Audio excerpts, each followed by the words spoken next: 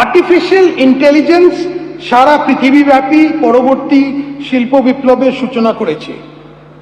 আমরা পশ্চিমবঙ্গকে কৃত্রিম বুদ্ধিমত্তা ব্যবহারে দেশের মধ্যে অগ্রণী করতে তুলতে ওয়েস্ট বেঙ্গল ইম্প্যাক্ট এআই মিশনের সূচনা করছি। আমরা রাজ্য সরকারি আর্থিক ব্যবস্থাপনাকে বিভিন্ন ক্ষেত্রে পেপারলেস করে তুলতে পাবলিক ফাইন্যান্সিয়াল ম্যানেজমেন্ট রিফর্মসের পরবর্তী ধাপের সূচনা করছি। রাজ্য সরকার সম্মতির ভিত্তিতে digital India land records modernisation programme এর আধার সিডিং চালু করা হবে।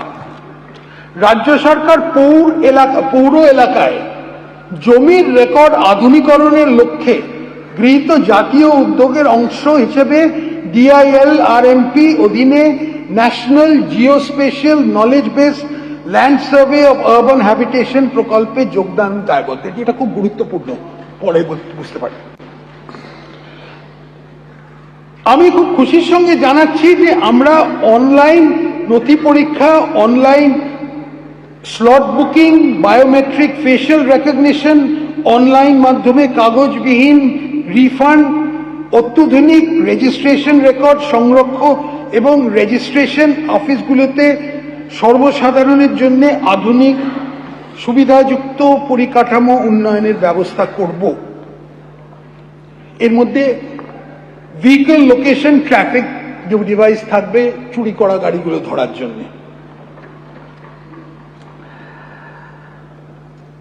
পাথর, বালি, গ্রানাইট এবং অন্যান্য মাইনার খনিজের আইনসঙ্গত খনন নিশ্চিত করতে মাইনার খনিজের সকল মুলতুবি হওয়া অকশন, ই অকশন সিস্টেমের মাধ্যমে কেন্দ্রীয়ভাবে করা হবে।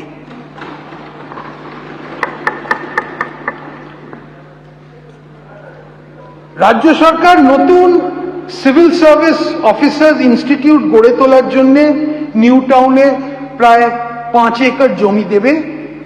কলকাতায় একটি সংস্কৃতি স্কুল গড়ে তোলা হবে।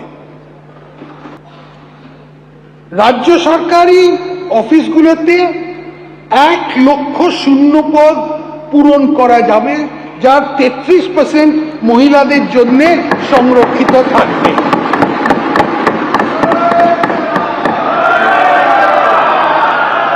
এই শূন্যপদগুলোর মধ্যে 20,000 পুলিশ বিভাগ, 50,000 শিক্ষক, অধ্যাপক, অশিক্ষক কর্মী, 1,000 ইস্টার্ন ফ্রন্টিয়ার রাইফেলস এবং বাকি অনেক সরকারি নিয়োগ করা হবে। যেখানে প্রযোজ্য সেখানে 10% অগ্নিবীরদের জন্য সংরক্ষিত থাকবে। সরকারি পদে নিয়োগের জন্য বয়সের ঊর্ধ্বসীমা ইতিমধ্যে 5 বছর ছাড় দেওয়া হবে। এই সুবিধা পরবর্তী 2 বছরের জন্য বহাল থাকবে।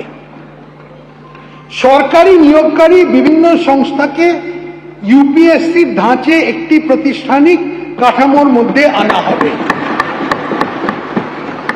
এবিপি আনন্দ, এগিয়ে থাকে, এগিয়ে রাখে।